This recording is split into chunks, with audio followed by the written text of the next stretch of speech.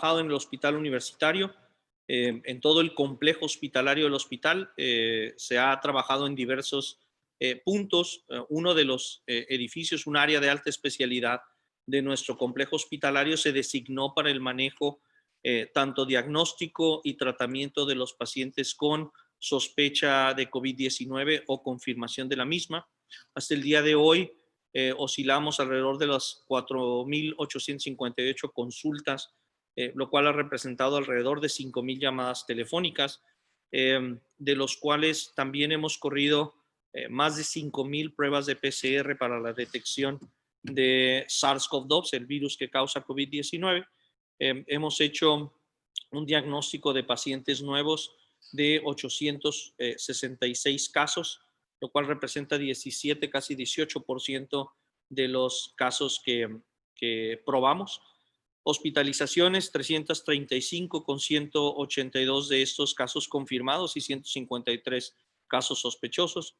Una mortalidad global de la unidad de 5.3% y una tasa de positividad de todo el personal de salud. Estoy hablando de todo el personal del complejo hospitalario, no nada más de los trabajadores de salud que atienden pacientes con COVID-19, alrededor del 2.1%.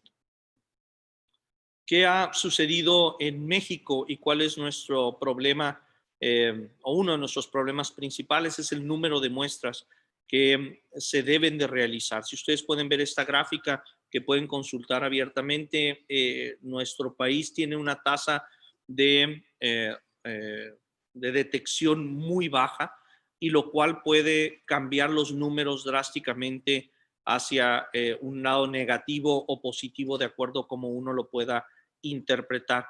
En nuestro país, por cada paciente positivo se realizan 1.82 pruebas más. Comparado esto contra países del sureste asiático, donde Taiwán, Corea del Sur, ustedes pueden ver que por cada prueba positiva alrededor de 479 y 289 respectivamente pruebas adicionales se hacen. Entonces, distamos mucho de estos países y necesitamos incrementar drásticamente el número de pruebas que se hacen en nuestro país. Esa es una gráfica de lo que ha sucedido en nuestro centro y la gráfica muestra solamente la tasa de positividad, es decir, de cada 100 pruebas, cuántas salen positivas. Si ustedes ven, desde el inicio de la pandemia teníamos muchos días donde ningún paciente salía positivo, y desde hace alrededor de 6 semanas no tenemos dicha fortuna. Ningún día ha pasado sin que por lo menos un paciente salga positivo. Y si ustedes pueden ver, hemos tenido picos tan altos como 35 a 40% de positividad. Es decir, en este momento, por cada 10 pacientes que llegan con síntomas a hacerse la prueba, alrededor de 3 a 4 van a ser positivos en cualquiera de los últimos días, y seguramente en los siguientes días esto va a incrementar. Esta diapositiva es un bosquejo en general de lo que pasa con COVID-19 y tal vez en esta me detenga 2 minutos a explicar. Esta gráfica la tomé de una de las publicaciones más importantes hasta el momento. Hice algunas modificaciones de acuerdo a la experiencia y de acuerdo a algunas otras publicaciones. Tenemos una fase preclínica donde no hay síntomas, y esto empieza alrededor de 5 a 7 días del inicio de los síntomas. En esta fase no hay un tratamiento hasta este momento que pueda modificar la progresión de la enfermedad o la severidad de la enfermedad. Se han hecho algunos intentos, pero hasta ahorita no hay nada concluyente que claramente modifique esta parte. Pero si ustedes pueden ver el periodo y vean esta curva es la que va a demostrar la capacidad de contagio que tiene este virus. Esta curva empieza a aumentar 1.5 días antes del inicio de los síntomas, se mantiene hasta 1.5 días después y luego tiene una caída abrupta. Entonces, el periodo de contagio más grande es alrededor de un día antes de que inicien los síntomas hasta 2 días después de que inicien los síntomas, y luego baja drásticamente, de tal forma que hasta el momento, con la literatura publicada, nadie ha podido demostrar que una persona sea contagiosa después del día 8 de iniciados los síntomas. Por eso, aún con esta información, tomamos ciertas precauciones y extendemos por un mínimo de 10 días el aislamiento. Sin embargo, como les decía, nadie ha podido demostrar el contagio después del día 8. Por otro lado, tenemos la curva de detección de RNA, que es el que detecta o que se detecta a través de PCR, y este puede ser tan prolongado como 3 semanas después. Esto no significa que una prueba positiva confirme que una persona sea contagiosa. Este virus puede ser detectado tan corto como 2 o 3 días después de iniciados los síntomas y tan largo como 2 o 3 semanas después. Entonces, una prueba positiva no necesariamente va a demostrar que un paciente sea contagioso. Esto es importante para retomar nuestras actividades económicas y nuestras actividades académicas y culturales. El virus tiene dos fases importantes que se resumen en estos triángulos: la fase de respuesta viral, ¿sí?, y la fase hiperinflamatoria que tienen. Se van a unir en la parte central, que va a ser entre el día 7 y 10, donde empiezan a disminuir los síntomas como fiebre, tos, dolor corporal, anosmia, cefalea y diarrea, que son los iniciales, y luego empieza a aparecer esta falta de aire, esta disnea, donde vamos baja de la oxigenación corporal, y es donde empieza la fase inflamatoria. Muchos pacientes pasan una fase de respuesta viral y en el día 5 a 7 los síntomas remiten y jamás entran a esta fase hiperinflamatoria y llegan a la resolución de la enfermedad sin las complicaciones severas. Sin embargo, los pacientes que mayor riesgo tienen de entrar en esta fase inflamatoria son aquellas personas arriba de los 40 años de edad, aquellas personas que tienen algún factor de riesgo, predominantemente diabetes, obesidad, falla renal y falla cardíaca, y aquellas personas que son del grupo sanguíneo tipo A. Todas estas personas pueden con mayor facilidad entrar en esta fase inflamatoria, la cual es la de mayor severidad y donde se asocia mayor mortalidad.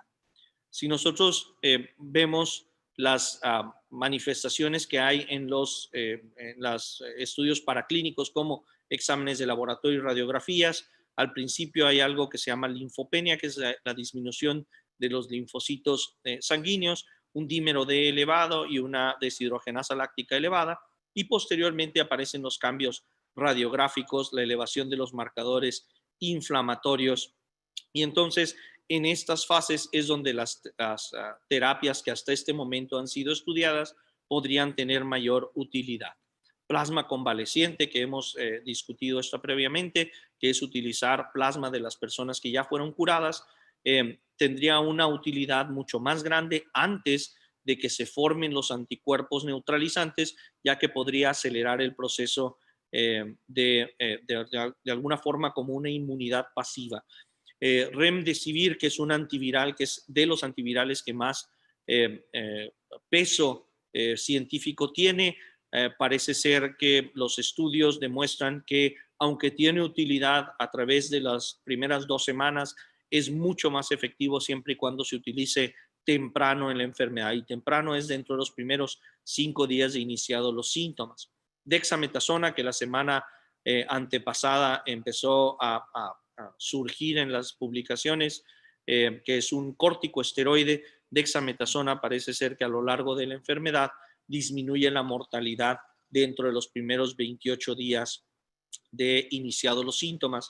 Y otras terapéuticas como inhibidores de interleucina 6, inhibidores de JAK, que son inmunomoduladores, anticuerpos monoclonales, parece que su mayor utilidad es en esta fase hiperinflamatoria. La respuesta de anticuerpos, que es la forma en que nosotros medimos la respuesta inmunológica de nuestro cuerpo ante el virus, aparece en 2 fases. Primero la IgM, que parece tener una respuesta temprana, más o menos inicia en el día 5 y luego va a disminuir de forma progresiva, y la inmunoglobulina G, que es la más importante de todas, donde empieza a aparecer alrededor del día 7 y parece que se mantiene elevada durante un periodo largo. Aún no sabemos qué tanta inmunidad va a dejar la enfermedad, Sin embargo, parece ser que los pacientes, por lo menos con cantidades adecuadas de IgG, sobre todo neutralizante, van a tener una inmunidad, por lo menos a mediano plazo, sostenida. Por último, es la resolución de la enfermedad, de la cual apenas estamos aprendiendo, ya que deja como otros síndromes de inflamación pulmonar, estos síndromes que llamamos SIRA, deja fatiga, disnea, debilidad, y en esta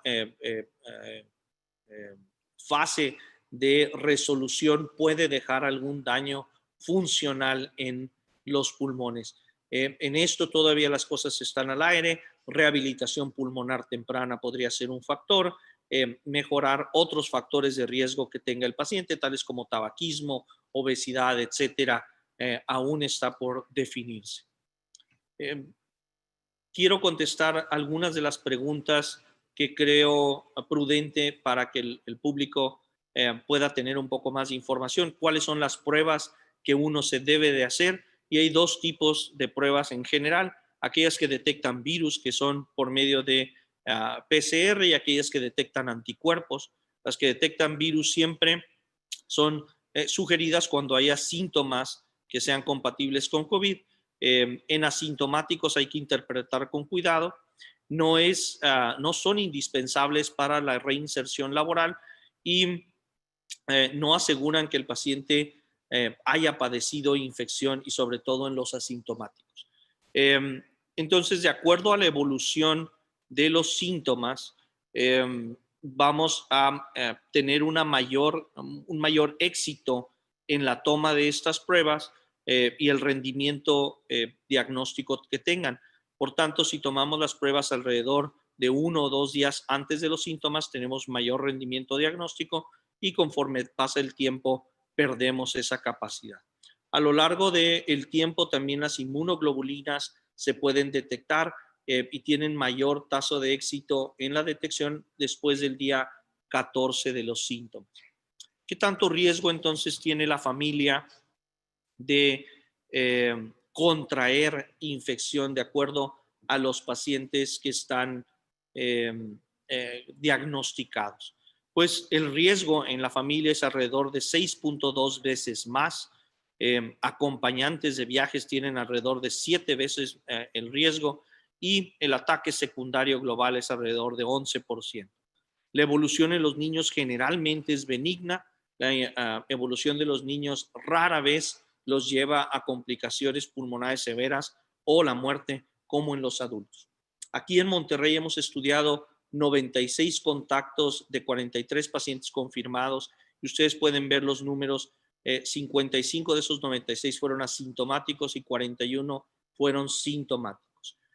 Fueron detectados por PCR como confirmados 10 de ellos, y 15 fueron negativos.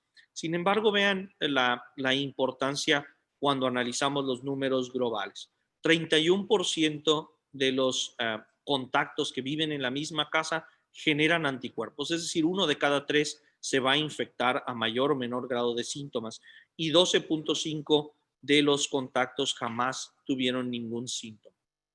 ¿Sirve de algo utilizar el cubrebocas, caretas y este distanciamiento social? Parece ser que sí, si lo hacemos de forma adecuada. Ustedes pueden ver en este momento salir a la ciudad de Monterrey sin cubrebocas, sin ninguna medida de protección, tiene un riesgo que oscila entre el 6 al 15%. Si nosotros mantenemos distanciamiento social a 1 metro, este riesgo baja alrededor de 4 hasta 6%, y si nosotros mantenemos 1,5 metros de distancia de todos nuestros contactos, el riesgo baja de 5%. Entre más lejos estemos del resto de las personas, menor riesgo tenemos. Así sucede entonces con el uso de cubrebocas, el cual reduce el riesgo de contagio alrededor de 14.3%, y la protección ocular reduce el riesgo alrededor de 10%. Si nosotros sumamos entonces distanciamiento social, el uso adecuado de cubrebocas y protección ocular, parece ser que nuestra reducción de riesgo es más del 50%.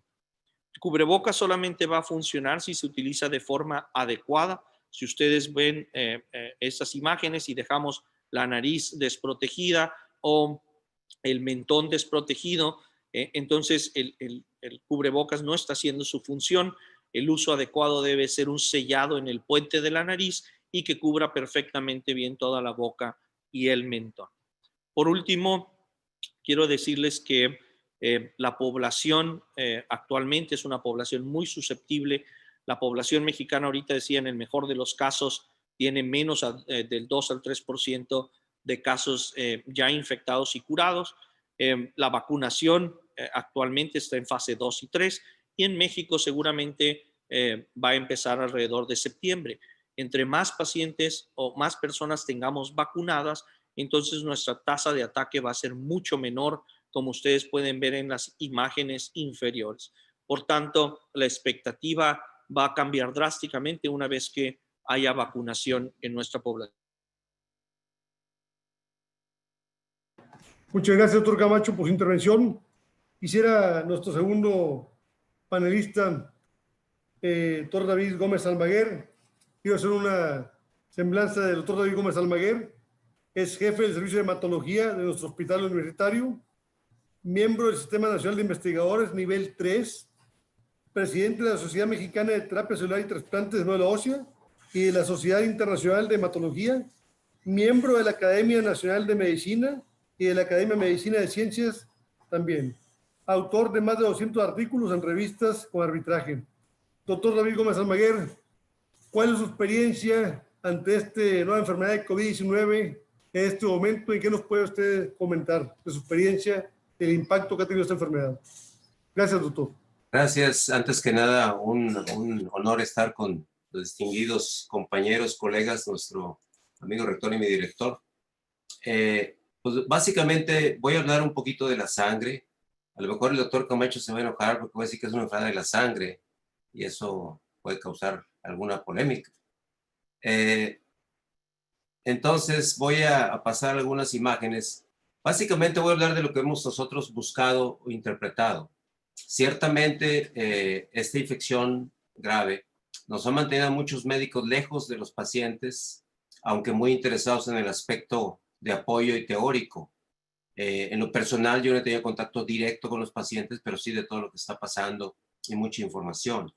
Y entonces voy a transmitir a ustedes algo de lo que hemos aprendido como hematólogos desde un poco lejos y también lo que está haciendo el hospital, lo que estamos haciendo en el servicio de hematología y en el Hospital Universitario de la Universidad de Nuevo León para apoyar el avance del conocimiento y del tratamiento de los pacientes. Me voy a permitir pasar unas diapositivas con esta información. Ahora, aquí.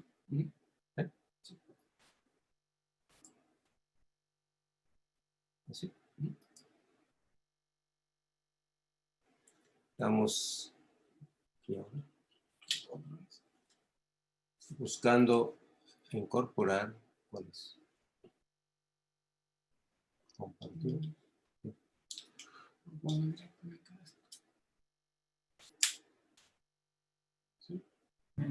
Yo creo que la hematología, doctor, también está muy metida en esta enfermedad también, igual que la infectología hoy en día, ¿verdad?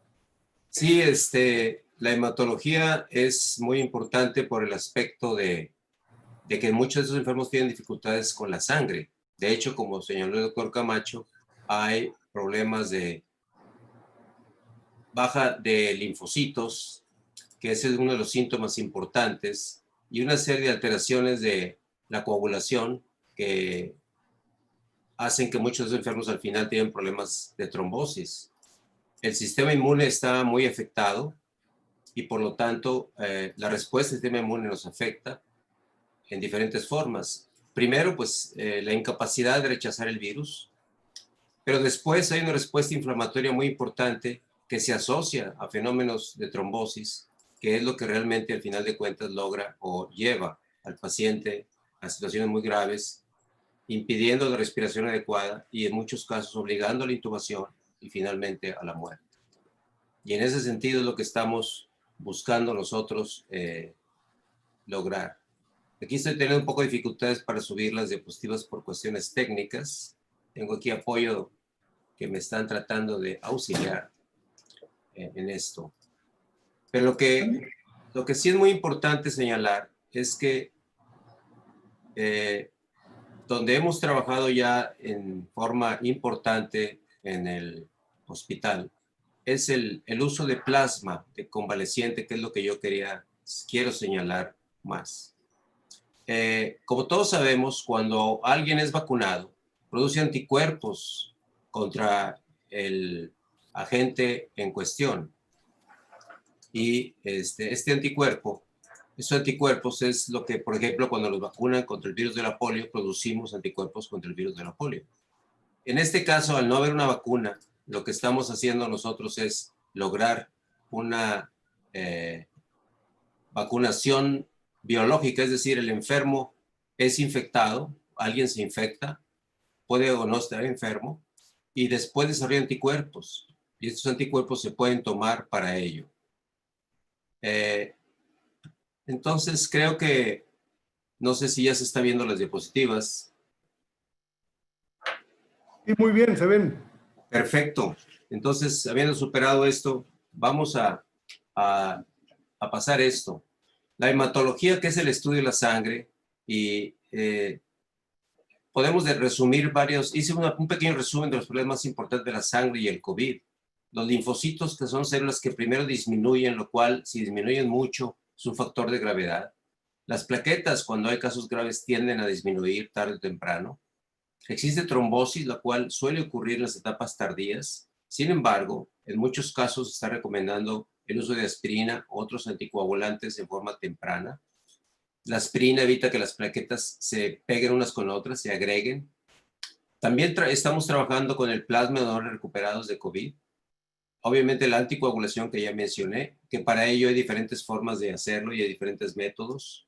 Cada sistema toma sus rutinas. Lo que está de moda es utilizar una anticoagulación basada en heparina de bajo peso molecular, pero en ocasiones, en casos especiales, puede usarse anticoagulación completa. Y finalmente, algunos medicamentos antineoplásicos, curiosamente, pueden ser útiles. Ya se mencionó inhibidores de una mutación del JAK o de una vía de señalización que es el JAK, en el cual un medicamento como el ruxolitinib que usamos en hematología para tratar algunas neoplasias indolentes puede ser muy útil, es muy interesante. Otros medicamentos como Imbruvica que usan en leucemia también se están probando. ¿Por qué? Pues porque estos medicamentos de alguna forma afectan al sistema, a los linfocitos y al sistema de inflamación. Y frenando esta inflamación es posible que el daño al pulmón especialmente y a otros tejidos puede ser menor. Entonces, todo esto está moviéndose. Hay una serie de información muy rápida que está apareciendo en todos lados. Hay un verdadero baño de ciencia que nos trae un poquito confusos porque luego resulta que son artículos publicados tan rápido que ya ha habido retracciones de muchos datos al respecto de revistas muy serias como Lancet y New England Journal of Medicine. Por eso creo que tenemos que ser muy cuidadosos con esto. Pero quisiera referirme ahora sí al plasma, que es algo que ya estamos haciendo. Ahora, no es una terapia nueva, ya se utilizó desde hace mucho tiempo. Es una terapia que se ha utilizado para probarla en muchas otras enfermedades en diferentes épocas de la vida del siglo pasado.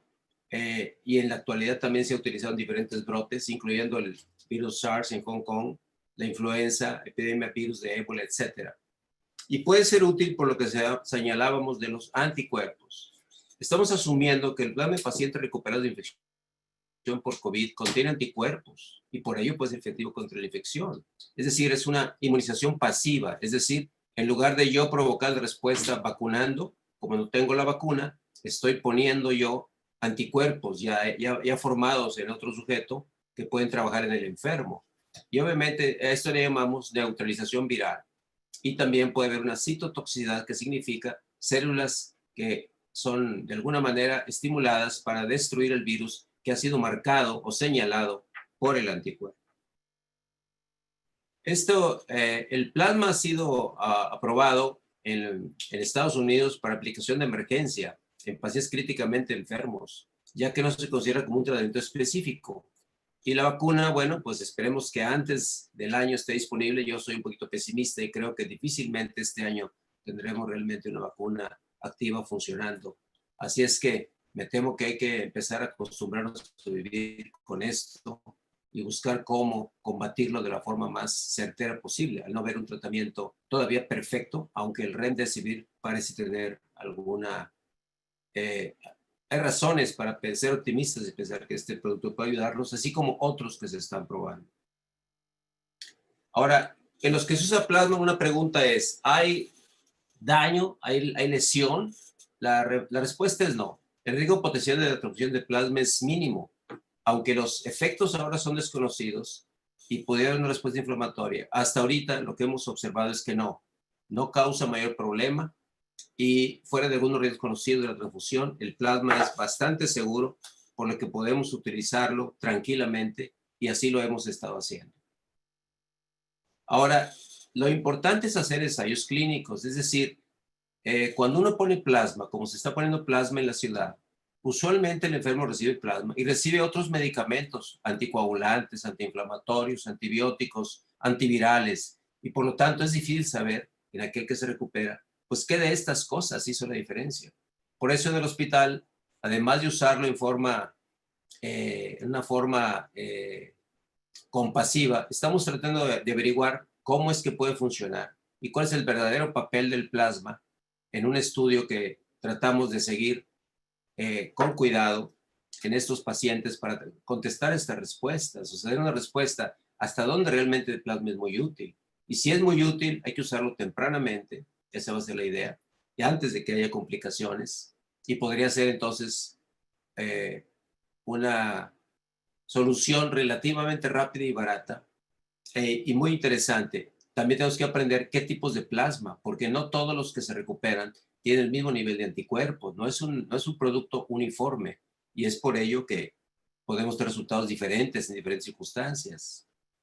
Hay un estudio que estamos llevando a cabo, el que ahorita no voy a entrar mucho en detalle, pero ese estudio quizás una vez que esté aprobado por COFEPRIS, espero que pueda acelerarse y podamos nosotros tener mejores resultados y ese estudio podría contestar muchas de estas preguntas, ya que de otra manera, mientras no lo hagamos en una forma científica, difícilmente tendremos respuestas correctas. Es decir, insisto, una vez que uno utiliza plasma y muchos otros medicamentos, es difícil saber cuál es el papel del plasma. Hasta ahorita parece ser que funciona, que coopera en la mejoría, pero tampoco ha sido una solución perfecta. Por lo tanto, pacientes que ya que tuvieron la enfermedad, se les ha pedido que nos ayuden de forma voluntaria y estamos pidiendo a aquellos donadores que tengan al menos anticuerpos en un título alto y eso se está estudiando. Y cuando no podemos estudiarlo de inmediato, congelamos las muestras para estudiarlas eventualmente. En nuestro hospital, esta es una foto que ven ustedes en la pantalla precisamente de uno de los procedimientos. En el área de hematología utilizamos este sistema de aferesis del griego separar, del cual estamos obteniendo de 400 a 800 litros de plasma y en ocasiones hasta 1 litro o un poquito más, dependiendo del tamaño del paciente, ya que el volumen sanguíneo varía de acuerdo al peso del donador o ex enfermo de COVID. Entonces, podemos hacer unidades de 200 mililitros, que es lo que se usa internacionalmente, y se pueden aplicar de 1, 2 o 3 unidades. En muchos lugares se aplica nada más una, pero puede repetirse si uno cree que esto puede ser de beneficio para el paciente. Y las fracciones de plasma se congelan en 200 mililitros y están listas para su uso. La congelación no elimina el anticuerpo, es decir, un plasma congelado es tan bueno como un plasma fresco, y lo que sí estamos usando es una comparación, en algunos casos, aquellos enfermos que aceptan cooperar en una investigación. Estamos utilizando los donadores hombres o mujeres de 18 años o mayores. Obviamente tienen que tener un acceso vascular para poder tomar ese plasma, que hayan sido positivos a la prueba del SARS previamente. Y obviamente son mujeres que que no estén embarazadas. Esos son los donadores. Con esto quiero terminar diciendo que hasta la fecha tenemos un grupo de cerca de 100 plasmas que hemos obtenido, de un poquito menos de 30 donadores, 28, 29 donadores, si mal no recuerdo, más los que se están acumulando. Y hemos hecho ya, en muchos casos, tratamientos compasivos. La universidad, como siempre, generosa, y el hospital nos ha permitido apoyar a otros centros cuando ha sido posible, cuando nos ha sobrado producto, y estamos trabajando activamente. Hay que reconocer el apoyo de la dirección, en este caso, y la universidad para aportar recursos económicos que nos han permitido trabajar. Agradecer a todo el servicio de hematología que ha trabajado incluso en fines de semana, en horas fuera de horario, para apoyar en este esfuerzo, y que es un esfuerzo que ayuda a la ciudad, a la comunidad y a la ciencia. Entonces, con esto, pues quiero terminar mi participación para dejar otras áreas a otros ponentes que puedan ayudar. El plasma parece ser una área muy interesante. La sangre y el COVID se llevan muy bien. Y como alguien dijo hace poco, no será el COVID una enfermedad de la sangre. Eso no les conviene a mis amigos infectólogos porque los quita de la jugada. Y menos a mis amigos neumólogos. Espero que a mí no me dé porque ellos me tienen que curar. Un saludo a todos y gracias por su atención. Muchas gracias, doctor, por su intervención. Quisiera ahora nuestro tercer invitado de honor, el doctor Guillermo Elizondo Riojas, que es el jefe del Departamento de Radiología del Hospital Universitario, secretario académico de la Facultad de Medicina de nuestra universidad, miembro del Sistema Nacional de Investigadores Nivel 1, coordinador del Comité de Educación de la Federación Mexicana de Radiología, miembro de la Academia Nacional de Medicina de México y de la Academia Mexicana de Ciencias, así como de la Alianza de Educadores Clínicos de Norteamérica en Radiología. Doctor Guillermo Elizondo, muchas gracias. Su experiencia en estos momentos ante esta pandemia de COVID en su área que abarca la radiología y el intervencionismo, ¿qué nos puede comentar? Adelante, doctor Guillermo. Sí, doctor Admiro, muchísimas gracias por la invitación y gracias al señor rector y también al doctor Gerardo González, su director de investigación, por la coordinación de este evento. Y sí, efectivamente voy a, pues también auxiliarme un poquitín con las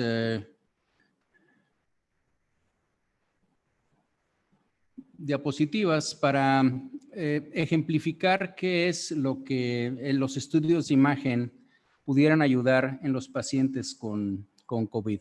¿Y por qué podemos ver lo que sucede en un paciente que tiene infección por este virus a través de una radiografía? Pues de alguna manera esto ya ha sido explicado, pero solo para ponerlo en otro contexto, es lo que nosotros vemos dentro de los pulmones en las radiografías, es el aire que está en estos sacos que seguramente todos hemos escuchado, que son los alvéolos. Cuando el virus, los alvéolos son estos saquitos donde llega el oxígeno y se intercambia la sangre que no está oxigenada, se intercambia el oxígeno, sale el CO2 y entonces ya llega la sangre oxigenada y continúa en el cuerpo.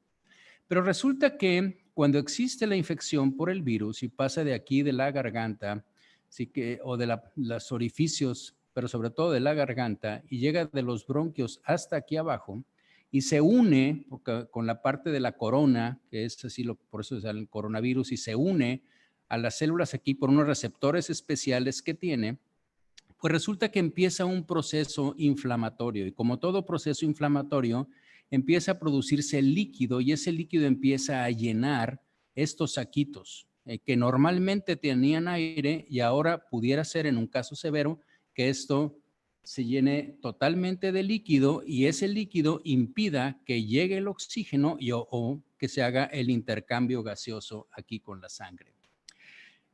Bien, esto es nada más para ejemplificar una radiografía de tórax normal, en donde estamos viendo, obviamente, creo que identificamos todos las columnas, los huesos, el corazón y estas estructuras lineales que son aquí, que son las arterias y las venas que están en los pulmones y que son las que finalmente cuando llegan a la parte más periférica, en los alvéolos, ahí es donde se hace el intercambio gaseoso. Fíjense ustedes, por ejemplo, este es un paciente que tiene COVID leve y que la verdad es que probablemente si no estamos muy familiarizados con la interpretación de las imágenes, podríamos decir que no vemos cambios importantes, como por ejemplo en este caso, en este paciente que sí tiene un COVID grave, y que vemos que para empezar el paciente, vean dónde están sus diafragmas, el paciente no puede respirar mucho, no puede meter mucho aire y sus pulmones no tienen todo esto oscuro que normalmente existe en un paciente normal, sino que ha sido sustituido por el líquido y eso es lo que hace la dificultad respiratoria. Pero el punto, por ejemplo, aquí es regresar a este paciente en donde difícilmente pudiéramos ver algún cambio, pero si utilizamos la tomografía computada, ahora vemos cómo efectivamente existe algo. Este es el pulmón normal, estos son las arterias y las venas que yo les decía, pero fíjense cómo aquí el cambio en la densidad, esto que aquí debería de estar lleno de aire, está ahora más blanco porque esto está lleno de edema. Y esa es la parte que dificulta el intercambio gaseoso. En este caso en particular, pues es un caso leve porque solo está en este segmento pulmonar, pero si esto avanza y se distribuye en diferentes segmentos y en todos los lóbulos y en los dos lados del pulmón, obviamente en una forma progresiva dificultará la ventilación del paciente. Estos son casos solo de ejemplos de tomografía, que las tomografías son cortes en el cuerpo por medio de lo que conocemos como el TAC, creo que todo el mundo lo ha escuchado. Este es el caso normal. Aquí, vean, esto negro que está aquí son los bronquios. Esto es parte de lo que es la parte alta del corazón y estos son los pulmones normales. Esta línea chiquitita que está aquí es la pleura y estos son los vasos. Vean cómo en un caso que está más o menos leve, ¿sí? Esto está sustituido por el aire, está donde hay zonas en donde ya hay edema. Y fíjense cómo esto, a diferencia del caso anterior, está en forma bilateral. Después, si este paciente no se trata o llega después al hospital, lo que pudiéramos tener es esto, en donde vean cómo hay una progresión, las lesiones son mucho más grandes, empieza a haber una condensación mayor y ya hay datos que podrían pensarse como en una neumonía y esto evidentemente dificulta más la respiración y el intercambio gaseoso. Así como lo decía el doctor Adrián Camacho en cuanto a las pruebas, pues finalmente las radiografías y el TAC son una prueba. Y aquí el punto que también nos preguntan mucho es, bueno, si yo tengo tos, ¿me voy a hacer una radiografía? ¿Me voy a hacer un TAC? Voy a tratar de contestar esas preguntas ahora en estas par de diapositivas que siguen y obviamente si hay alguna más específica en la sección de preguntas y respuestas. Pero bien, lo primero es, si yo no tengo síntomas, pues estrictamente hablando no está indicado que nosotros, simplemente por decir voy a hacerme una radiografía, voy a ver si tengo algo. Si no tienes síntomas, las probabilidades de que tengas una radiografía anormal y de que si se encuentra algo sea COVID son prácticamente nulas. Hay pacientes que tienen síntomas, pero los síntomas son leves. Y en estos, los estudios de imagen no están indicados, estrictamente hablando. No quiere decir que no podamos encontrar algo. Podríamos encontrar algo como el paciente del medio que yo les puse, pero definitivamente no va a cambiar nada de lo que el doctor Camacho o algún infectólogo o el médico que los esté tratando vaya a hacer. Entonces, a menos que exista un factor de riesgo de los cuales ustedes ya han escuchado, como creo que también va a hablar el doctor Uriel después, que es la obesidad, la hipertensión y algunos otros factores de riesgo, bueno, en esos casos podríamos entonces pensar solo para identificar aquellos pacientes que aunque sean leves es porque están en una etapa temprana, pero ya manifiestan cambios radiológicos. Los pacientes que tienen síntomas moderados a severos, en ellos sí está indicado, incluso si tienen una prueba negativa de PCR. Y eso es algo que podría discutirse posteriormente, pero definitivamente que es en el contexto en el cual ustedes han escuchado seguramente que las imágenes, específicamente el TAC, tuvo mucha utilidad, sobre todo en China, pero hay que recordar que la utilidad del TAC en China era porque la enfermedad tenía una prevalencia casi del 40%. Entonces, muy diferente a cuando tenemos una prevalencia del 2% o menos, como decía el doctor Camacho, en la sociedad mexicana. Y bueno, en los pacientes que empeoran, y esto pues evidentemente que dependiendo de lo que el clínico quiera encontrar, están indicados los estudios. ¿Qué recomendaciones para el uso de estudios de imagen? Bueno, en situaciones o lugares, por ejemplo, porque esa es otra situación. En ocasiones nos hablan y dicen, oye, yo tengo este paciente y quiero hacerle un TAC. Pues si en el lugar donde estás no tienes tomografía computada y tienes radiografía, es suficiente con hacerle una radiografía, ¿sí? Los pacientes que están intubados, Sí, hay muchas personas que ahorita ya cada vez más, mucho más he recibido información de esto de colegas que están en la Ciudad de México, donde hay muchos más pacientes ahorita y donde la gente básicamente como que presiona al médico de que por qué no le toma tomografía computada al paciente que está intubado.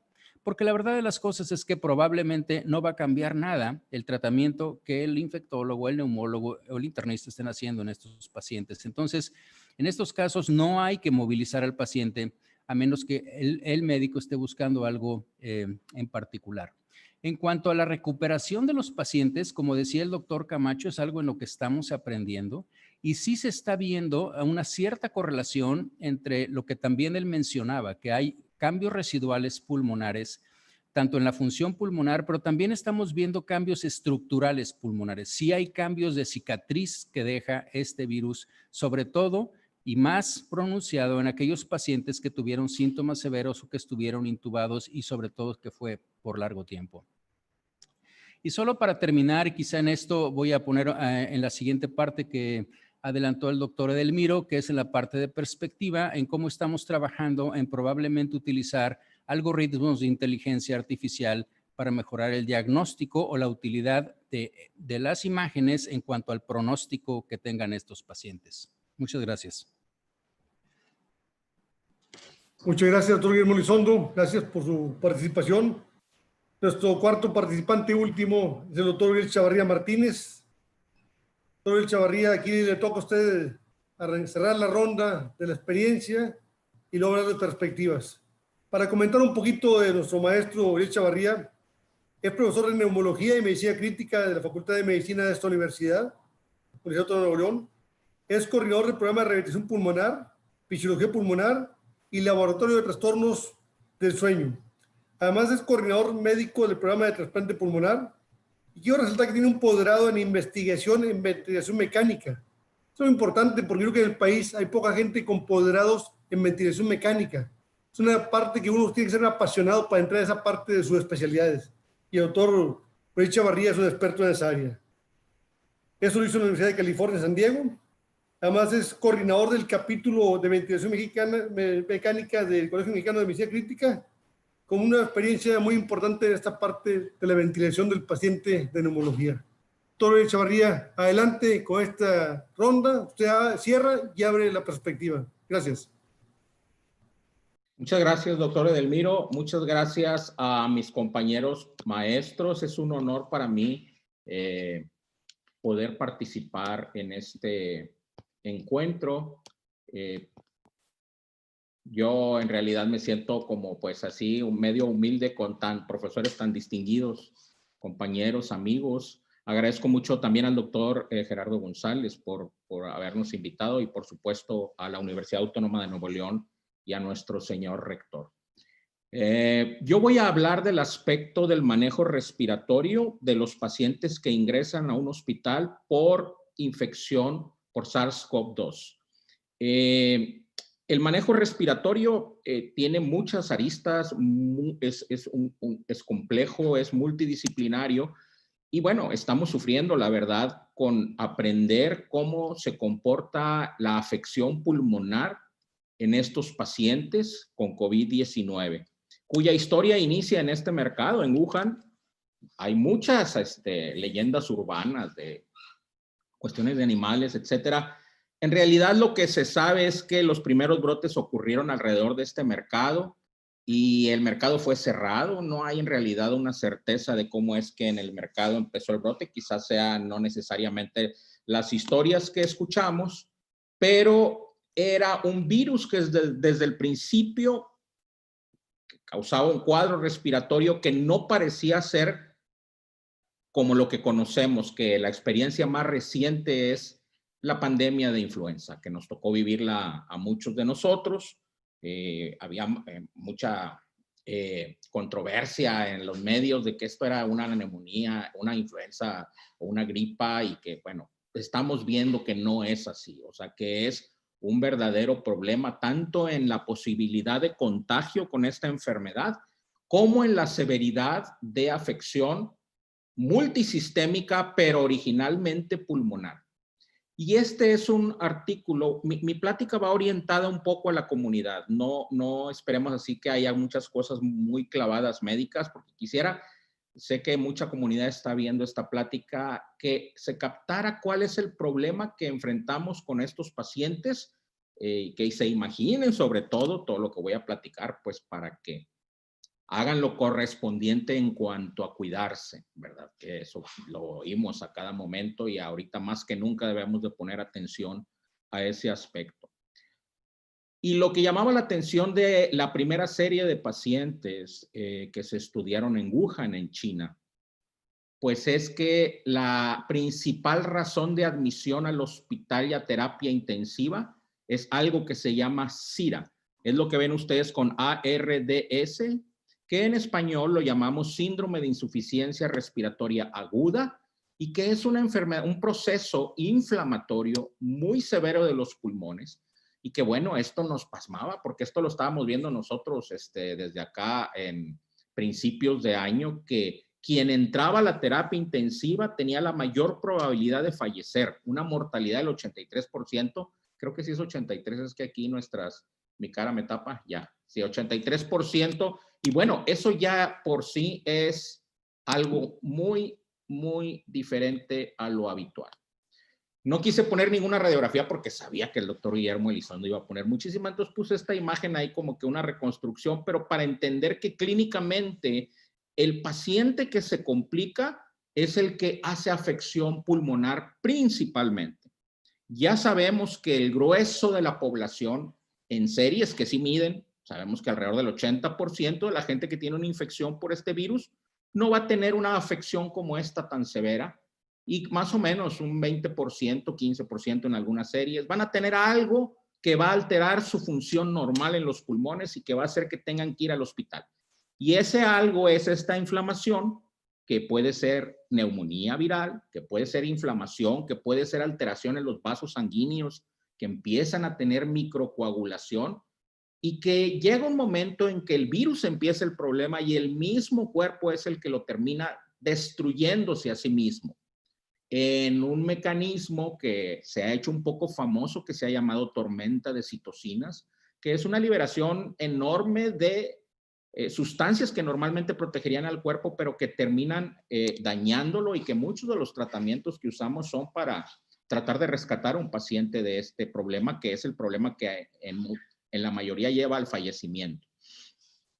Desde el punto de vista respiratorio, entonces, cuando tenemos a alguien que puede tener COVID es porque tiene un cuadro clínico sugestivo, que esto es tos y fiebre. Y en el contexto actual, que es que hay COVID, pues tiene COVID hasta no demostrar lo contrario. Esto se llama el contexto epidemiológico, que ocurría también en influenza, y que ahorita pues nadie va a decir que alguien que empezó con fiebre y tos va a tener un resfriado.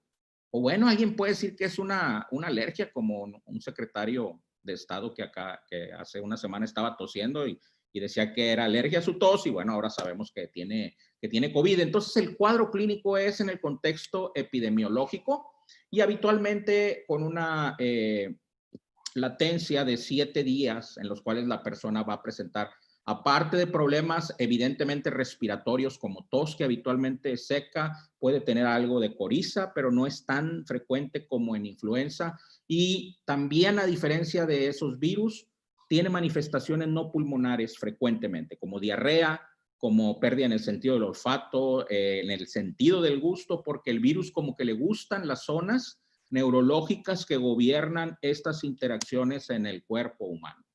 Nada más voy a decir que también, en base a estudios epidemiológicos y de laboratorio de estas series de China, las primeras que se tuvo información, sabemos que hay algunas cosas de laboratorio específicas que no me voy a detener mucho en mencionarlas, pero que son importantes para los clínicos para saber qué tan emproblemado está el paciente, y la mayoría de ellas son marcadores inflamatorios y marcadores de coagulación.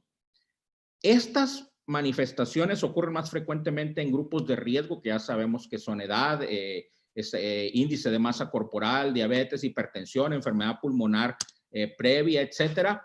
Y quiero hacer un momento nada más una reflexión importante de que lo único que podemos hacer para no entrar a ese riesgo es tratar de evitar el contagio. Hay una gran controversia de que todos nos vamos a contagiar. Ahorita lo razonable es pensar que uno tiene que tratar de evitar contagiarse con las medidas epidemiológicas de cuidado y atención que ya sabemos, de quedar en casa, de no tocarse la cara ni los ojos. El virus entra por la nariz o por los ojos habitualmente. El distanciamiento social, lavarse las manos 1,000,000 de veces al día o usar sanitizante que contenga alcohol. Y ahora recientemente el uso de cubrebocas, que sabemos que acá en el norte hemos sido un poco más consistentes con esa recomendación que incluso en el centro.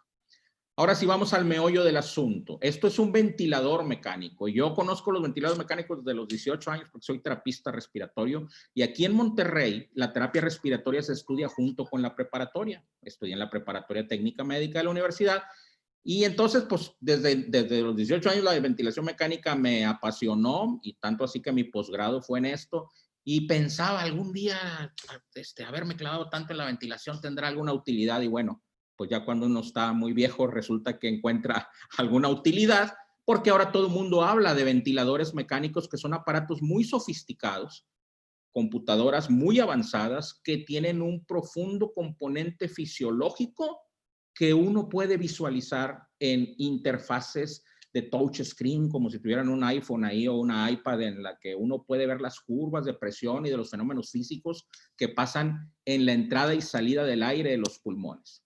Pero el inicio de este camino es que el oxígeno baja en los pacientes. Ya nos mostró el doctor Elizondo qué es lo que pasa en los pulmones, y todo eso que empieza a ocurrir en los pulmones hace que disminuya la superficie en la cual ocurre el paso del oxígeno a la sangre. Y esto los médicos le llamamos insuficiencia respiratoria.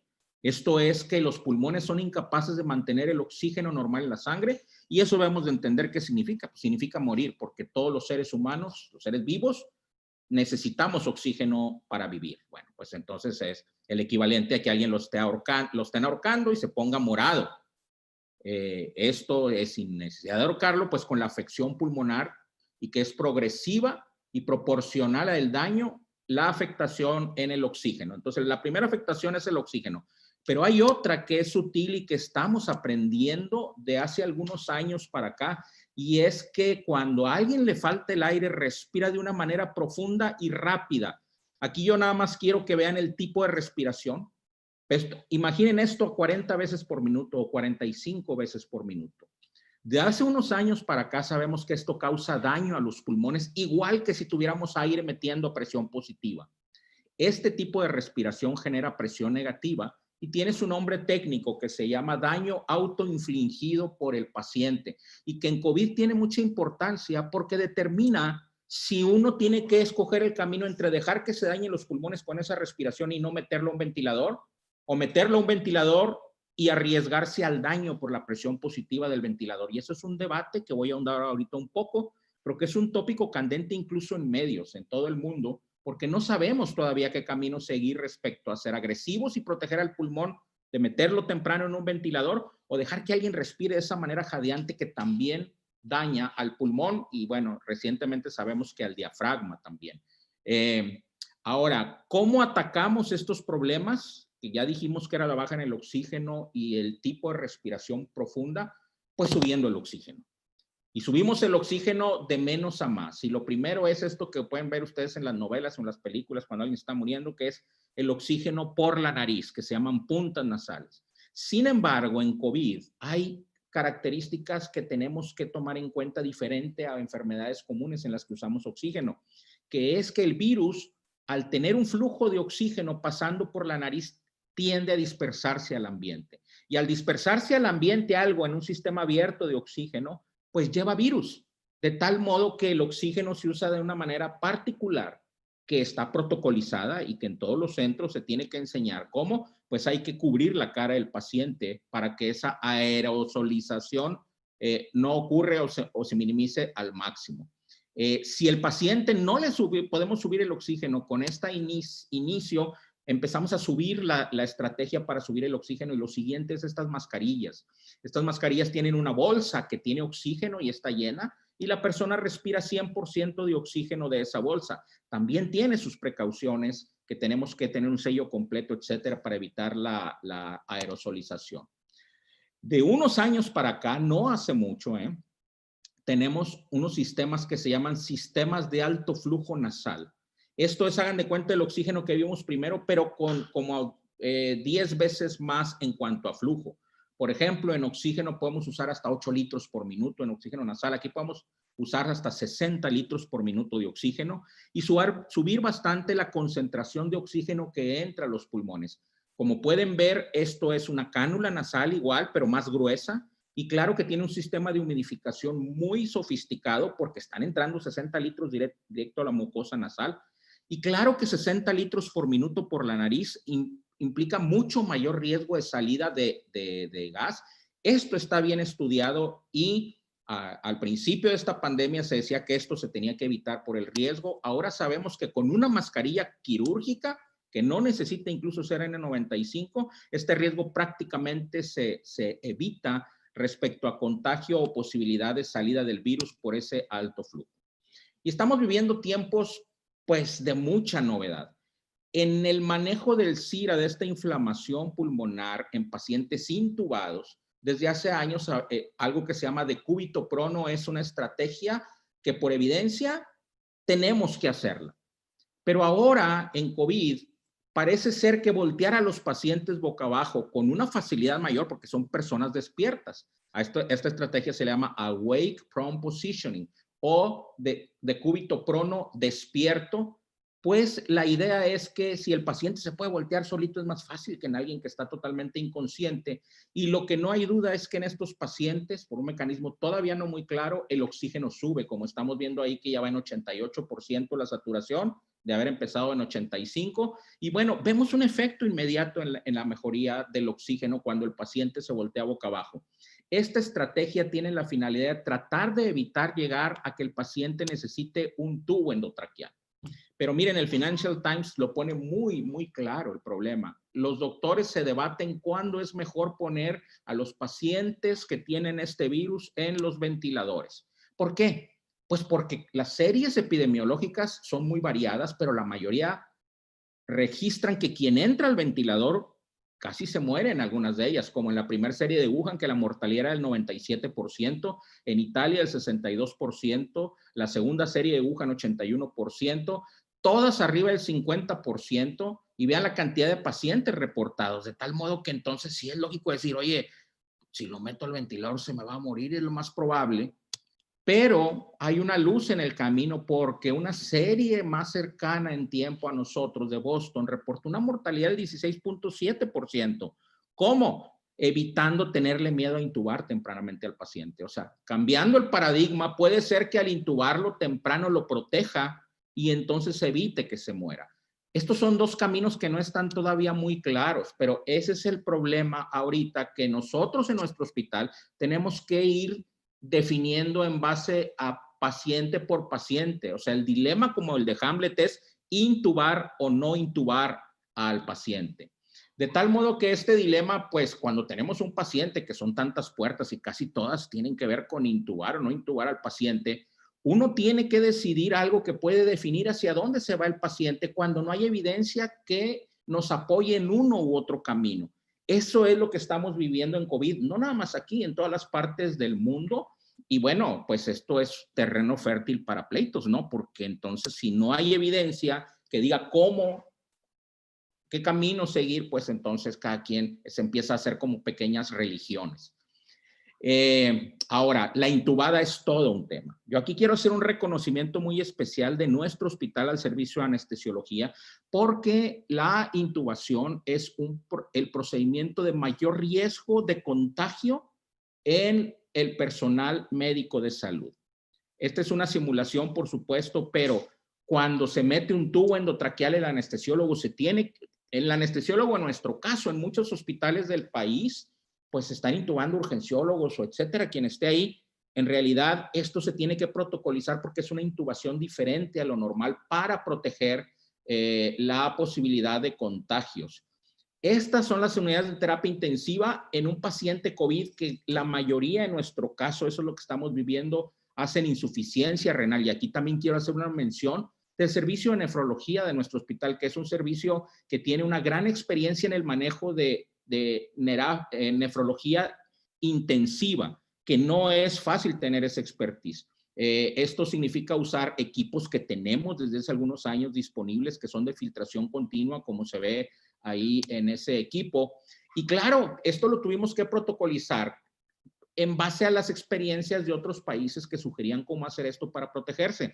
Por ejemplo, la intubación, la dirección inmediatamente aceptó que pudiéramos tener estos insumos que normalmente no teníamos, que es el uso de videolaringoscopios para intubar a los pacientes para que no se tenga que acercar el intubador a arriesgarse, el uso de filtros virales que se ponen tanto en el ambú, que es la bolsa azul que se ve a la derecha, que es el resucitador manual que se aplana con las manos, y el uso de capnografía para detectar que el tubo entró a la tráquea. Cuando pinta que hay dióxido de carbono, pues ya sabemos que está en la tráquea, y de esa manera evitamos insuflar, que la insuflación es un riesgo también de aerosolización. De tal modo que estos insumos se han tenido en nuestro hospital. De hecho, en la unidad COVID, en el AEMA, los ventiladores iniciales que estamos usando son ventiladores nuevos, en una terapia intensiva totalmente nueva, con la mayoría de estos insumos disponibles.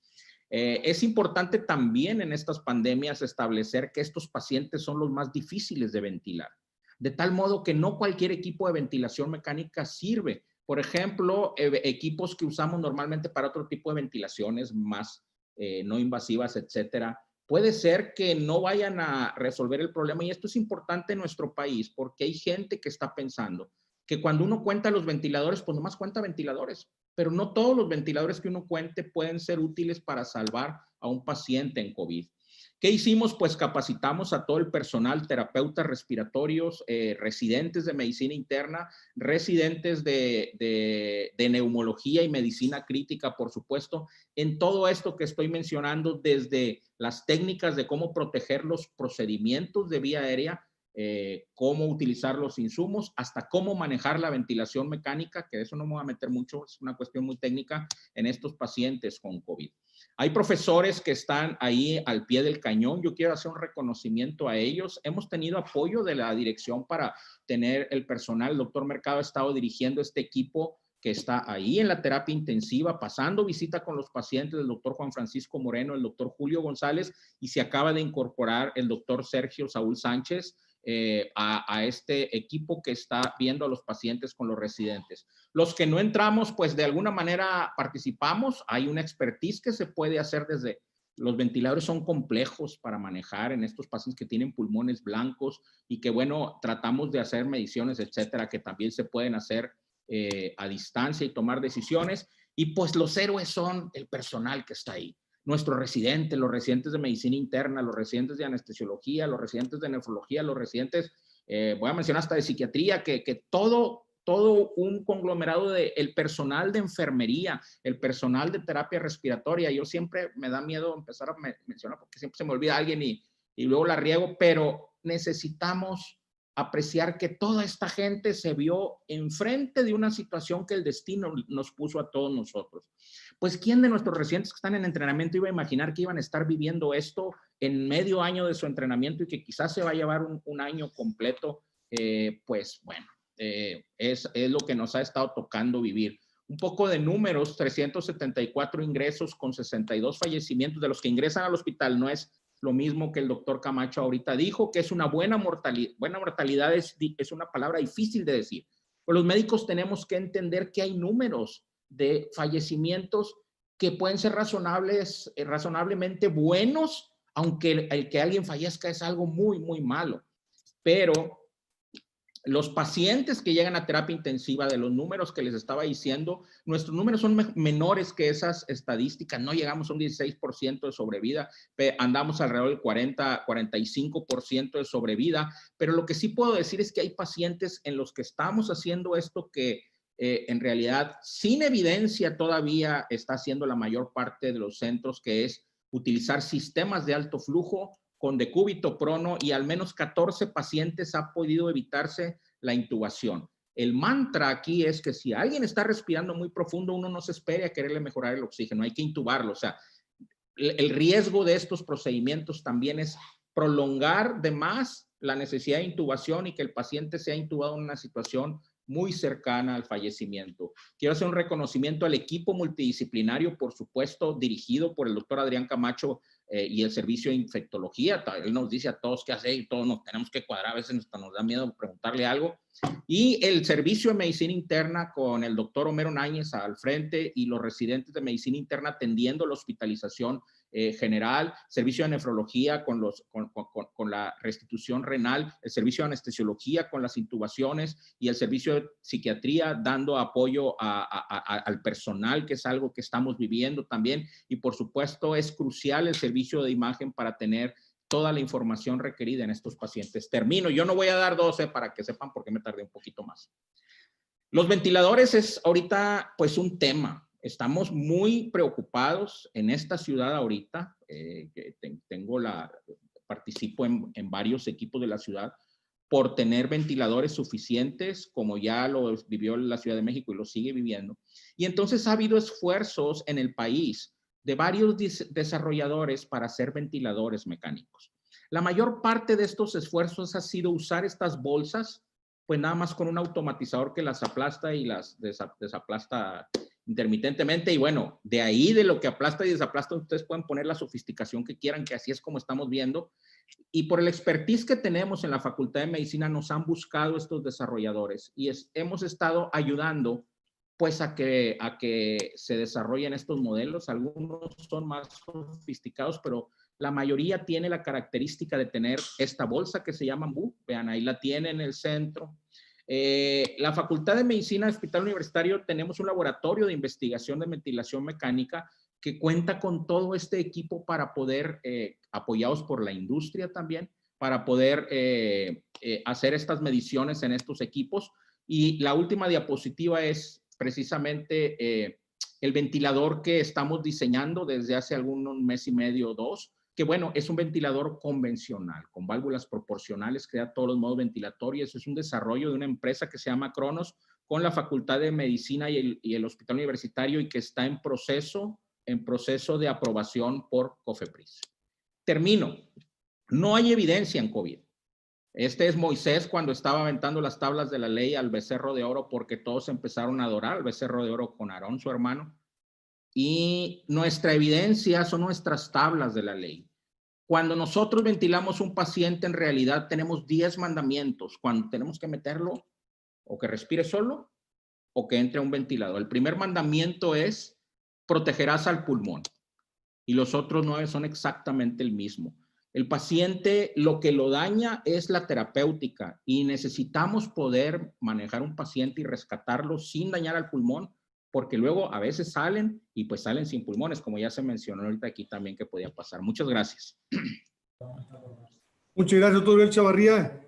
Creo que me gustaría pasar a las preguntas. Hay muchas preguntas de la gente que nos está escuchando, y posteriormente en las conclusiones da la perspectiva de lo que esperamos de esta enfermedad. Quisiera empezar por una pregunta para el doctor Guillermo Elizondo. ¿Los hallazgos de la imagen en un TAC pueden medir la severidad de la insuficiencia respiratoria?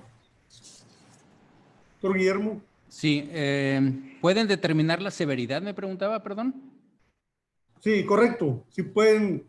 Sí, bueno, definitivamente sí existe una correlación entre los hallazgos que tenemos, bueno, una radiografía, pero sobre todo en una tomografía, y la severidad que tiene clínicamente. De hecho, así como existe, nosotros en imagen tenemos clasificaciones para ver severidades. Por ejemplo, mucha gente, sobre todo por la cuestión que muchas mujeres se hacen la mamografía, conocen que cuando van a hacerse un estudio de mamografía les reportan un BRADS, porque es la clasificación que hay para el breast, para mama.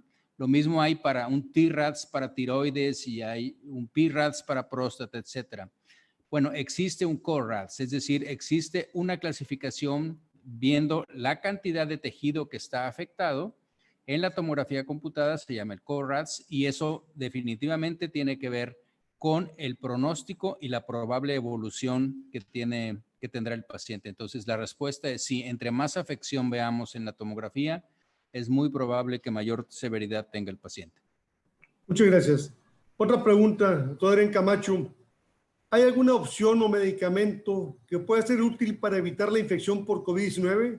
Por ejemplo, vitamina D, vitamina C, vitamina E, ácido omega 6, curcuma, ácido cítrico, ivermectina, cloroquina, como medicamentos que sirven para evitar la infección.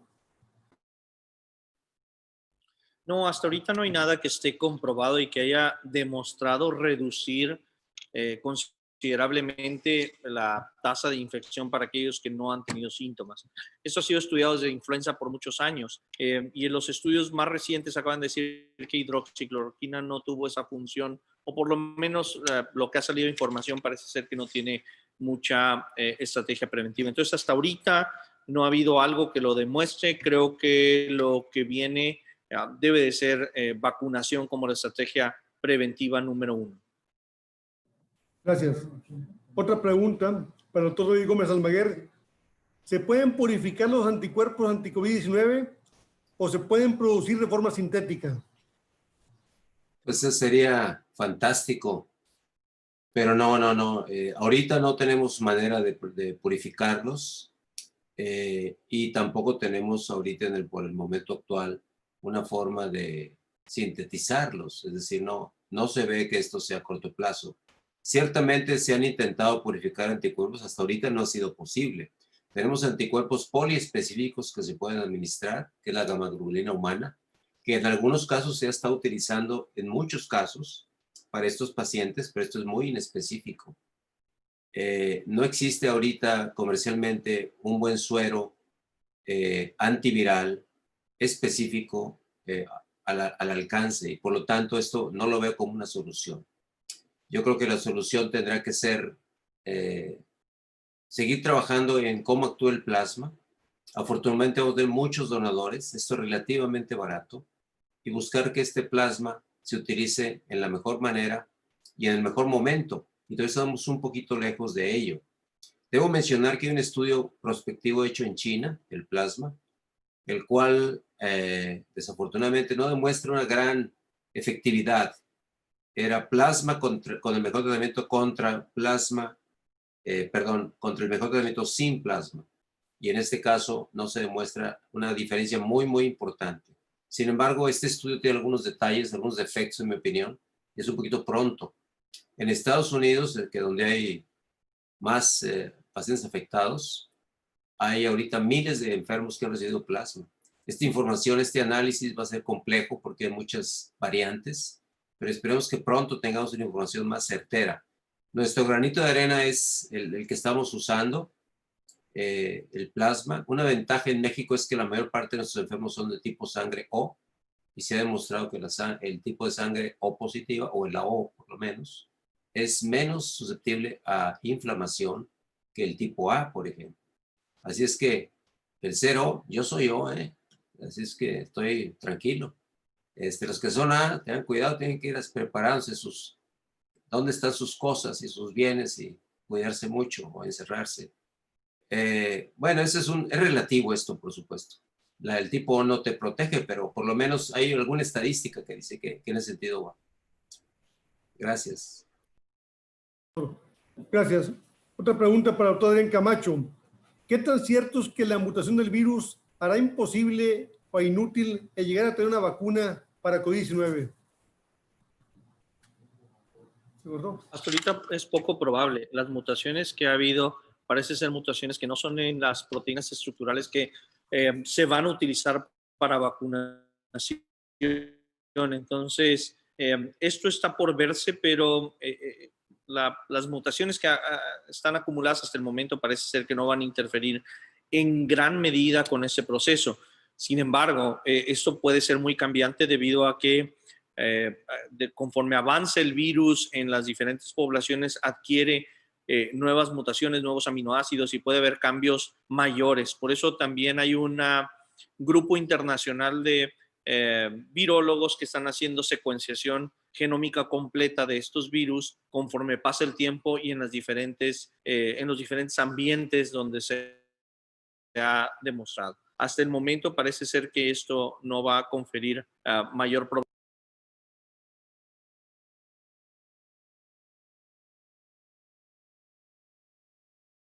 Okay. Muchas gracias, doctor Camacho. Última pregunta para el doctor Uriel Chavarría. La pregunta es si los proyectos que hay de esfuerzos por universidades, empresas, de hacer ventiladores respiratorios en nuestro país, ¿en qué estado de avance van de acuerdo a COFEPRIS o a CONACYT estos proyectos hechos en México de ventiladores mecánicos? Acompáñenme a ver esta triste historia. Es con esta, ¿cómo se llama? Silvia Pinal. Pues está lento. Sabemos que hay algunos ventiladores que han sido aprobados. Ninguno, bueno, uno de aquí de Monterrey, por cierto, pero que no aparecía como de aquí de Monterrey. Y no hay ningún ventilador ya disponible. Aún creo que 2 que se han aprobado, 2 o 3, algo. El CONACYT traía algunos ahí de estos de AMBU que les comentaba.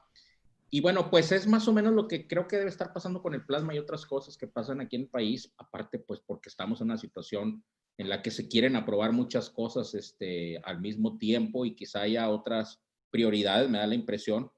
El estado es que está en procesos de aprobación, de estar mandando dossiers, de pruebas en simuladores, de pruebas en modelo animal. Voy a decir algo específicamente que está ocurriendo, que es que estamos probablemente, estamos tratando de lograr que algunas de estas pruebas puedan ser hechas aquí en la Facultad de Medicina para no tener que estar centralizando todo. Estamos eso en proceso a través del doctor Gerardo González, de la Subdirección de Investigación, el doctor Edelmiro. Y bueno, estamos en espera de que COFEPRIS nos apruebe esa posibilidad, que de aprobarla, bueno, eso va a ser ya más expedito todo. El problema ha sido la cuestión de aprobaciones. La cuestión de los desarrollos, bueno, esos ya están en realidad, pero no se puede usar algo que no esté aprobado, lo cual es lo correcto, ¿verdad? Muchas gracias. Ya para concluir, una conclusión final de cada uno de los panelistas. Pasaríamos por todo Adrián Camacho, una conclusión de todo lo que es la pandemia de COVID-19, doctor Camacho. Pues lo que debemos de esperar en los siguientes meses son pequeñas oleadas. Esto no va a ser un pico y va a bajar. Va a ser un pico de actividad máxima y luego va a bajar y vamos a tener diferentes oleadas muy probablemente durante los siguientes 12 a 18 meses. Mientras un mayor número de la población se infecta, generamos mayor inmunidad y aparecen las vacunas.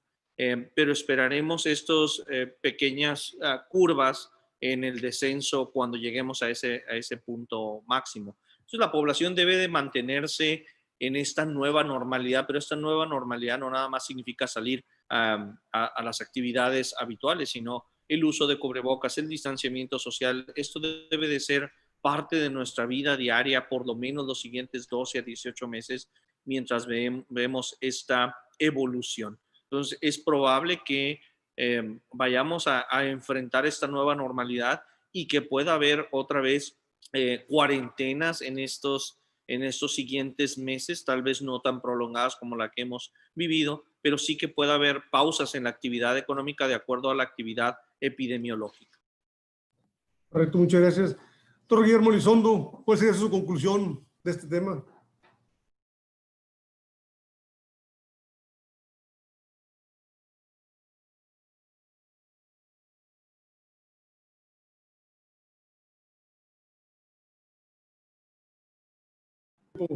Les decía, perdón,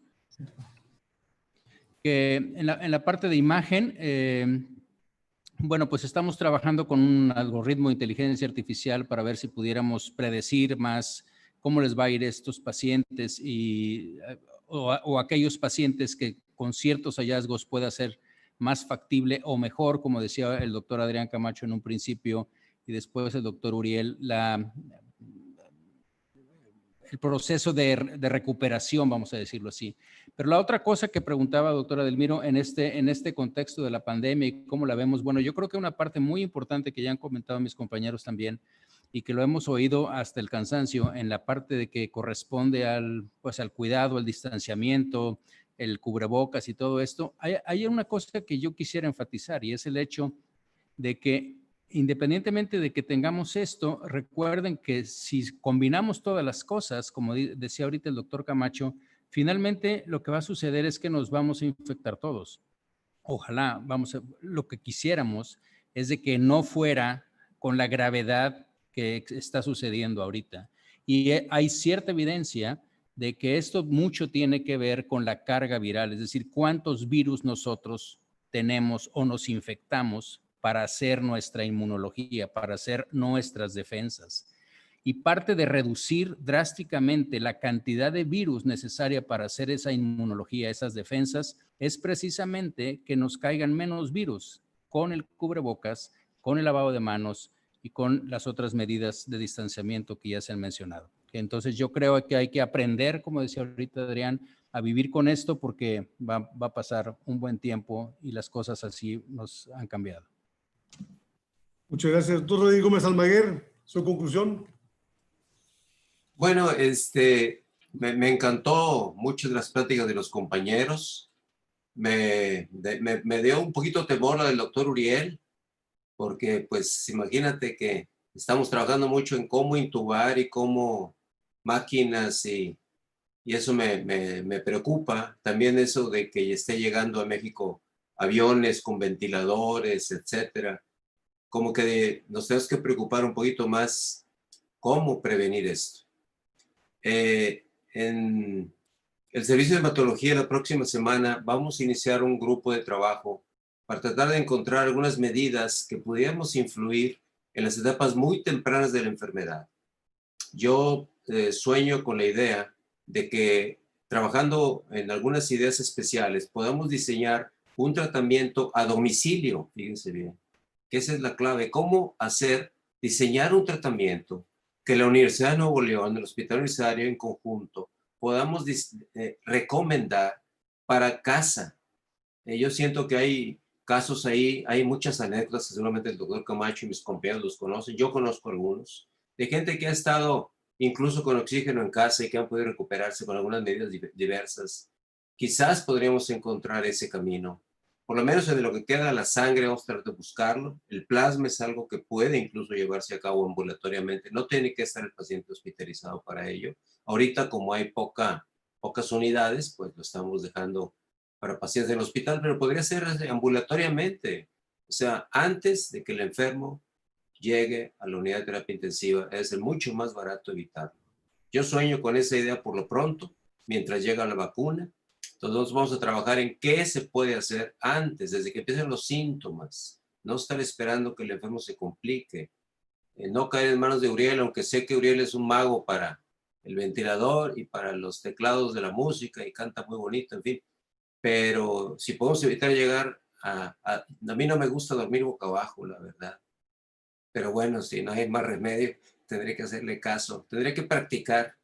Pero cómo evitar eso, creo que es la parte más importante. Lo del plasma es una idea interesante, pero hemos decidido trabajar a partir de la semana que viene un grupo que va a empezar a buscar qué medidas tempranas podemos utilizar.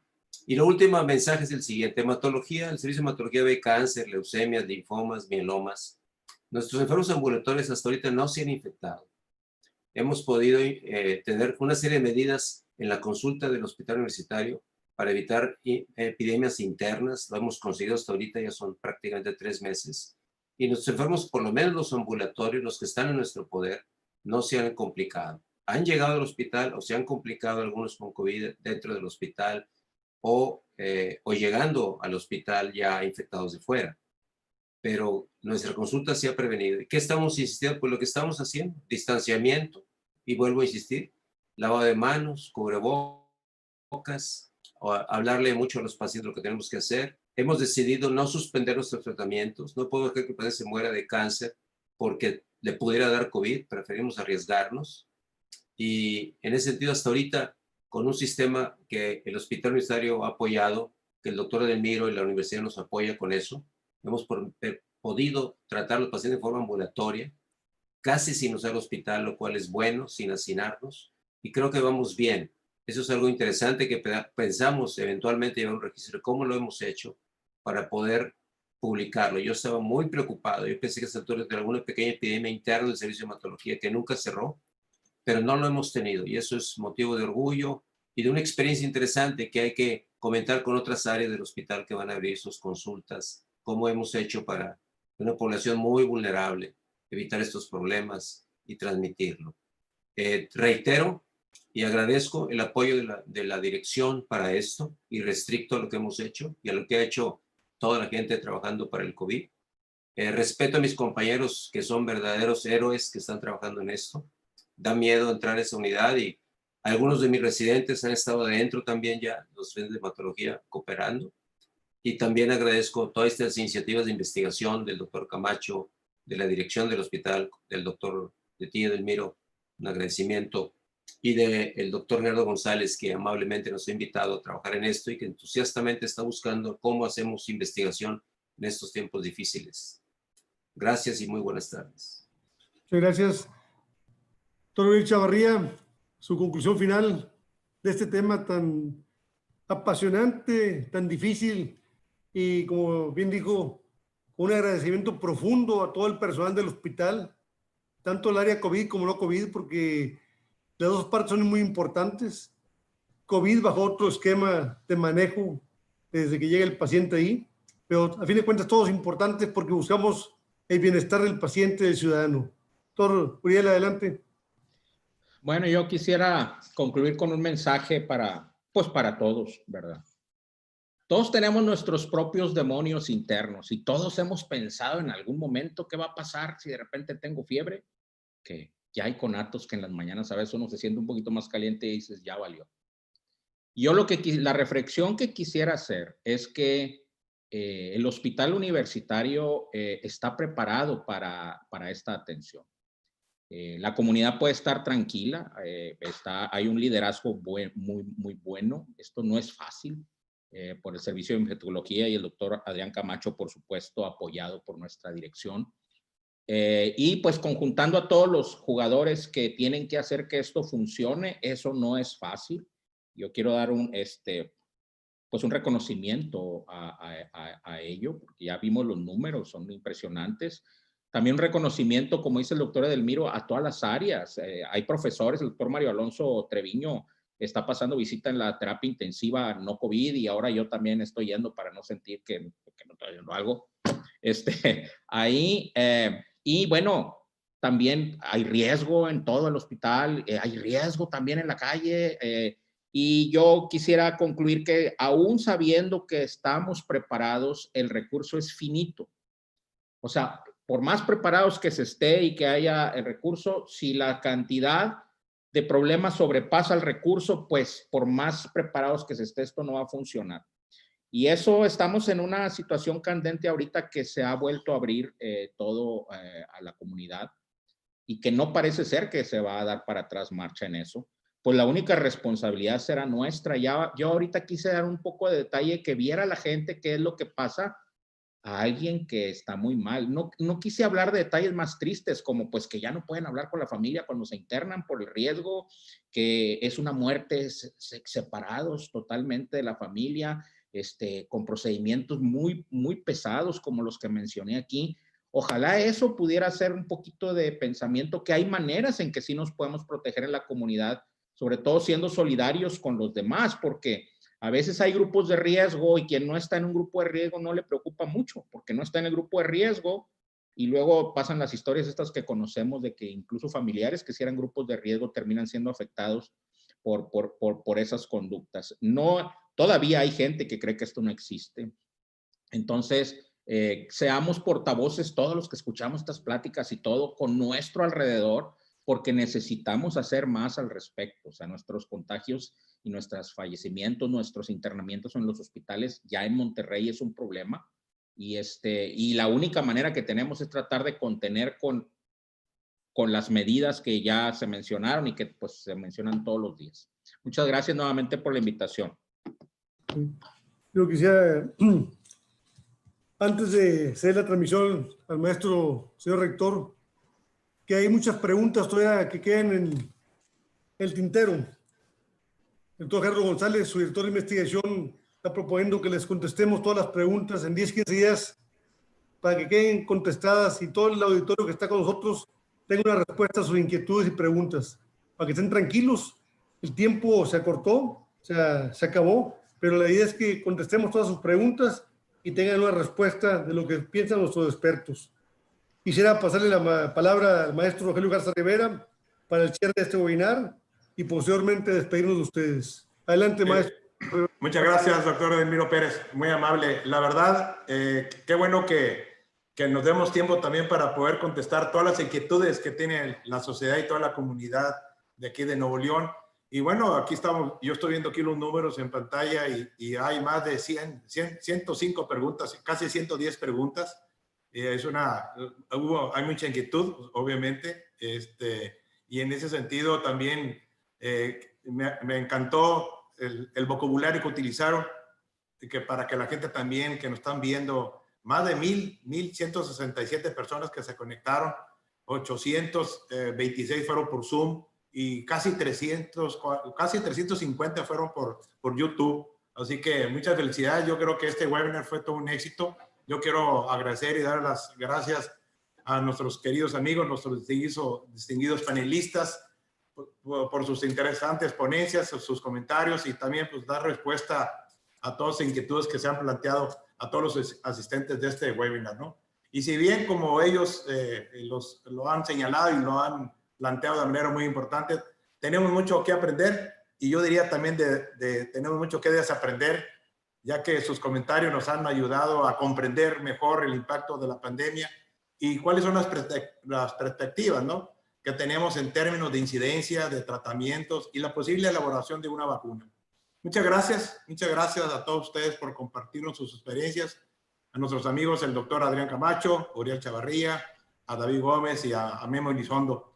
Asimismo, quiero nuevamente nuestro agradecimiento al doctor Edelmiro Pérez y a todo el personal de nuestro hospital universitario, a todos los jefes de departamento, a nuestro querido amigo Gerardo González también, que ha sido parte del liderazgo de la investigación que hemos tenido en nuestro hospital universitario y la Facultad de Medicina.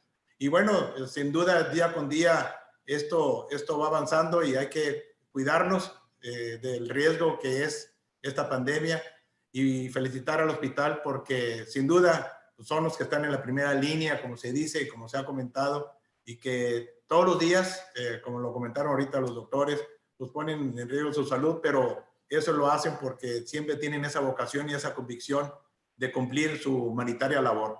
Les agradecemos a todas y a todos ustedes su amable participación y los exhortamos a seguir atendiendo las medidas sanitarias para proteger nuestra salud y la de nuestras familias y a buscar la ayuda profesional. Saben que tienen un gran hospital universitario, que es un gran referente, que es un hospital con una gran calidad humana. Y bueno, así mismo los invitamos a que nos sigan acompañando en las siguientes semanas para esta serie de webinars que tenemos preparados para seguir analizando los diferentes temas de gran interés para toda la comunidad universitaria y también para la sociedad en general. Nuevamente, pues muchas gracias a los doctores, muchas gracias a todo el equipo del Hospital Universitario y de nuestra Facultad de Medicina, al doctor Marco Boquedea también, que está atrás de esta organización, de esta gran logística, y a todos ustedes, nuestro más sincero respeto y admiración y afecto. Muchas gracias y muy buenas tardes. Gracias, señor rector. Creo que ya para finalizar, quisiera comentar que ha sido muy importante para el hospital. El hecho de tener un área COVID costó mucho esfuerzo de todos los profesores, enfermeras, técnicos, personal administrativo, todo el equipo. Fue un gran esfuerzo. Y es un gran esfuerzo y un gran reto atender esta pandemia también aquí en el hospital. Es mucho el trabajo que se hace dentro de este hospital, del cual poco se sabe, pero muchos frutos da positivos a la sociedad. Yo quisiera decirle a la audiencia, muchas gracias por acompañarnos en este webinar y estén pendientes de la respuesta a sus preguntas que nos hicieron. Muchas gracias a los profesores del panel que nos acompañaron con su expertise. Y gracias más que todo por acompañarnos día a día en la atención de los pacientes de este hospital universitario. Muchas gracias, señor rector, por acompañarnos en todo el evento y seguiremos adelante. Gracias a todos. Gracias. Buenas noches. Buenas noches. Buenas noches. Buenas noches, gracias.